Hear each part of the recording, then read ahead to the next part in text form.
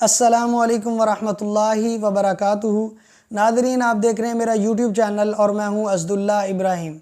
आज की इस वीडियो में मैं आपको दो जुमलों के मतलब बताऊंगा जिनके बारे में रसूलुल्लाह सल्लल्लाहु अलैहि वसल्लम ने इरशाद फरमाया कि ये दो जुमले ज़ुबान पर तो बहुत हल्के हैं लेकिन वज़न के लिहाज से बहुत ज़्यादा भारी हैं।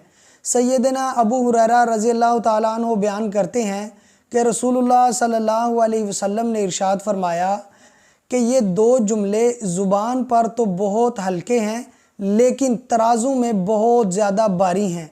वो दो जुमले कौन से हैं?